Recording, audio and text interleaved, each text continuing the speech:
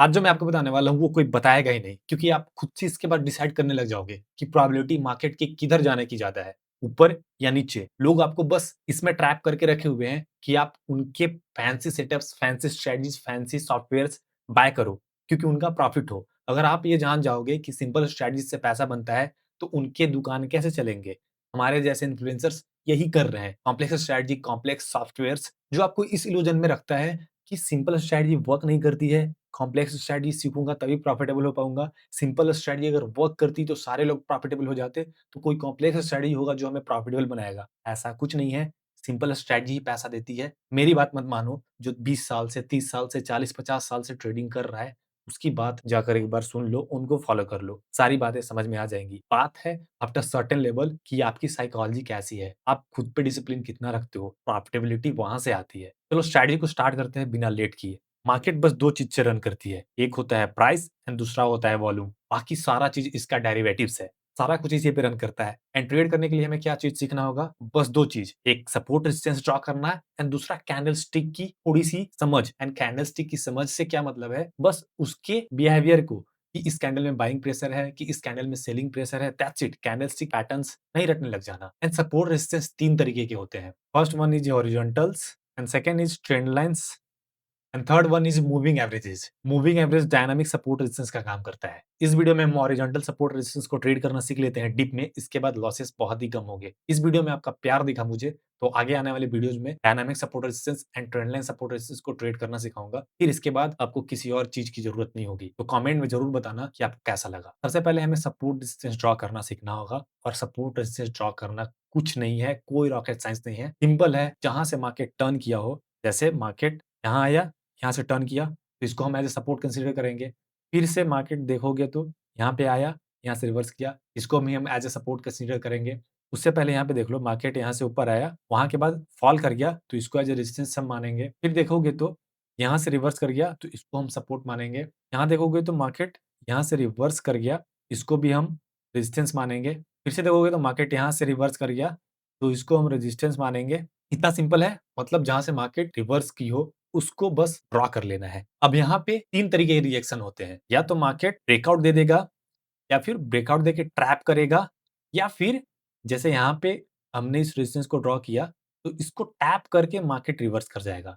तो हम इस टैप वाले कंडीशन को, जैसे यहाँ पे मान लो, इसको मान लो आपने रेजिस्टेंस माना, तो यहाँ से मार्केट टैप करके रिवर्स कर गया, तो इसे हम कंसीडर नहीं करेंगे। अब ऐसा क्यों? आप बोलोगे कि हमें इसे क्यों नहीं ट्रेड करना है? तो जितना स्पेसिफिक बनोगे, उतना ही आप प्रॉफिटेबल हो पाओगे। तो यहाँ पे स्पेसिफिक ये बनना है आपको कि जो सपोर्ट रेजिस्टेंस को मार्केट ब्रेकआउट दे दे, या ब्रेकआउट देके ट्रैप कर दे, हम उसे ही कंसीडर करेंगे। बाकी और भी कोई कंडीशन हो, तो हम वहाँ पे ट्रेड नहीं करेंगे। अब ध्यान से देखना, जैसे हमने जो भी सपोर्ट रेजिस्टेंस ड्रॉ किया है, मार्केट सबसे पहले इस रेजिस्टेंस को ब्रेकआउट दिया। तो ब्रेकआउट के बाद हमें इमीडिएट ट्रेड नहीं करना है। ब्रेकआउट के बाद वेट करना है कि मार्केट पुल बैक ले, एंड पुल बैक स्लो होने चाहिए। ऐसा नहीं कि ब्रेकआउट दिया, यहाँ की तरफ ब्रेकआउट दिया एंड ट्रैप कर लिया। नहीं, अगर ब्रेकआउट के बाद स्लो पुल बैक, अगर इसको आप छोटे टाइम फ्रेम पे, ये 15 मिनट का टाइम फ्रेम है, 3 मिनट के टाइम फ्रेम पे देखोगे, तो यहाँ पे छोटे-छोटे रेड कैंडल्स बन रहे होंगे। एंड जैसे ही उसके बाद स्ट्रॉन्ग कैंडल फिर से बने, देन वहाँ पे हम ट्रेड करेंगे। एंड स्ट्रॉन्ग कैंडल के फॉर्मेशन के बाद उसके नीचे एसएल जाएगा and target minimum 1 to 3, that's it. इतना सिंपल है, ये बस समझ लेना। ब्रेकआउट के बाद इमीडिएटली ट्रेड नहीं करना है, ब्रेकआउट के बाद स्लो पुल बैक का वेट करना। फिर यहाँ पे देखो, एक रेजिस्टेंस मिला, उसका फिर से मार्केट ब्रेकआउट दिया एंड स्ट्रॉन्ग कैंडल के साथ ब्रेकआउट दिया। फिर से देखो, यहाँ पे slow pull back, slow red candles बन रहे हैं।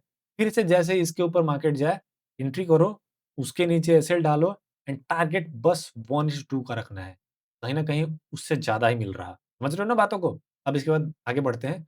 तो ये पहले रेजिस्टेंस था, इसको हटा देते हैं ना। उसके बाद हमने देखा कि मार्केट यहाँ से ऊपर आया, तो इसको हम कंसीडर कर सकते हैं, ज़ोन आप मान सकते हो।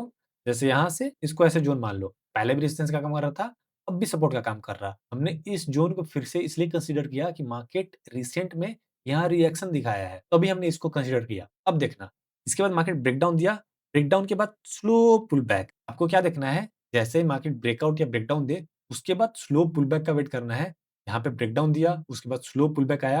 पुल बैक के बाद जो भी स्ट्रॉन्ग कैंडल्स आएँगे, उसके नीचे एंट्री एंड उसके ऊपर SL, target minimum 1:2, that's it. इतना सिंपल है। अब यहाँ पे देखोगे, मार्केट यहाँ पे आया, यहाँ पे छोटा-सा माइनर पुल बैक है, तो इसको हम एज़ अ रेजिस्टेंस नहीं मानेंगे। अब मार्केट यहाँ से इसको ब्रेकआउट दिया। अब ध्यान देना, सेकंड कंडीशन मैंने क्या बताया था, ब्रेकआउट के बाद जब ट्रैप करे तब ट्रेड करना है हमें, या फिर ब्रेकआउट के बाद जब फॉलो थ्रू कर जाए तब ट्रेड करना है। यहाँ ब्रेकआउट के बाद इमीडिएटली ट्रैप कर लिया, तो यहाँ पे हमें इमीडिएटली रिवर्सल का भी प्लान नहीं करना है। हमें अच्छे तरीके से लोगों को ट्रैप होने देना है, जो कि यहाँ पे हुआ, लोगों को अच्छा ट्रैप किया एंड ट्रैप के बाद सेम कंडीशन हमें ध्यान देना है कि स्लो पुल बैक आए। ट्रैप हुए लोग एंड यहाँ पे देखो, 2 कैंडल में मार्केट यहाँ पहुँच गई और यहाँ से यहाँ जाने में 1, 2, 3, 4, 5, 6, 7 क्लियरली दिख रहा कि 7-8 कैंडल्स में इस मूव का हाफ कवर किया है बस। तो यहाँ पे बाइंग वीक है ना, जैसे ही कोई स्ट्रॉन्ग बियरिश साइन दिखे हमें, यहाँ पे देखो बियरिश पिन बार कैंडल दिख रहा, उसके बाद फिर से बायर्स अटेम्प्ट किए, कहीं न कहीं वीक बायर्स है, फिर से एक बियरिश एंगल्फिंग दिखा, बस मोर देन इनफ है, एंट्री करो, उसके ऊपर एसएल डालो and target minimum 1:2 that's it. इतना सिंपल सा गेम है। अब इसको हम एज़ अ सपोर्ट कंसीडर कर सकते हैं, क्यों? पहले इसको हटाता हूँ। यहाँ पे देखो हम इसको सपोर्ट मान सकते हैं। आप बोलोगे कि ये छोटा-सा पुलबैक था बस। बट इसके बाद का रिएक्शन देखो, मार्केट यहाँ से रिएक्ट क्यों किया? कहीं न कहीं कुछ होगा, तो यहाँ पे हम सपोर्ट इसको इसलिए भी कंसीडर करेंगे, कहीं न कहीं मार्केट इस लेवल के आने के बाद फिर से रिएक्शन दिखा रहा। तो हम पहले कंसीडर ना करके जब मार्केट यहाँ से इसके आस-पास से रिएक्शन दिखाने लगे, तो इसको हम एज़ अ ज़ोन कंसीडर कर सकते हैं। ये देखो, इस रिएक्शन के बाद इसको कंसीडर करना अच्छा रहेगा, क्योंकि एक तो पहले स्ट्रॉन्ग मूव आया था, बट यहाँ पे कोई मेजर पुलबैक्स नहीं थे, मेजर रिवर्सल नहीं थे। तो इसको थोड़ा-सा लाइटली ले रहा था, बट यहाँ से रिएक्शन आ लेगे तो आप इसको कंसीडर कर सकते हो। उसके बाद क्या हुआ, मार्केट ब्रेकडाउन किया, ब्रेकडाउन के बाद स्लो पुलबैक 1, 2, 3, 4, 5, 6, 7 7 कैंडल्स में मार्केट ऊपर की तरफ मूव की, लेकिन वहीं का वहीं है। बस स्ट्रॉन्ग कैंडल्स के ऊपर एसएल हो, दैट्स इट। अब यहाँ पे देखो, यहाँ पे एक सपोर्ट है, इसका मार्केट ब्रेकडाउन दिया। ब्रेकडाउन के बाद लोगों को इमीडिएटली ट्रैप भी कर लिया, बट यहाँ पे देखोगे तो स्लो पुलबैक आप इसको नहीं मान सकते, क्योंकि मार्केट जैसे ऊपर गई उसके बाद स्लो पुलबैक्स आए नहीं।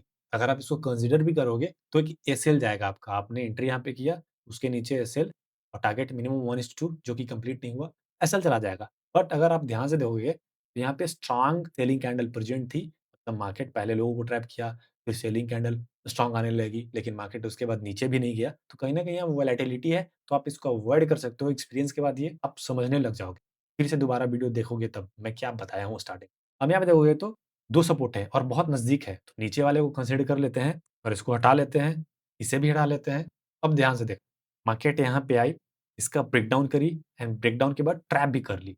बट यहाँ पे ध्यान से देखोगे ना, ट्रैप वाले कैंडल में भी कहीं न कहीं सेलिंग प्रेजेंट है, और तो और यहाँ पे अच्छी तरीके से लोगों को ट्रैप नहीं किया था, इमीडिएटली कैंडल फ्लिप कर गया था। अगर ट्रैप करने के बाद स्ट्रॉन्ग कैंडल क्लोज़ करता, देन हम एक्टिव होते। यहाँ पे स्ट्रॉन्ग कैंडल ही नहीं क्लोज़ किया, मार्केट फिर से सेलिंग अटेम्प्ट ली, मार्केट फिर से बाइंग अटेम्प्ट ली, यहाँ पे कुछ नहीं हो पा रहा। तो जहाँ पे वोलेटिलिटी हो हम वहाँ पे कंसीडर नहीं करेंगे ट्रेड करना। या तो फुल ब्रेकडाउन दे देता और स्लो पुलबैक लेता तो ट्रेड करते, या फिर अच्छे तरीके से ब्रेकडाउन देके ट्रैप कर लेता, ट्रैप करने के बाद स्ट्रॉन्ग क्लोज़ करता, देन ट्रेड कर लेते। जहाँ पे वोलेटिलिटी हो, इंडिसीजन हो, वहाँ पे ट्रेड नहीं करना है।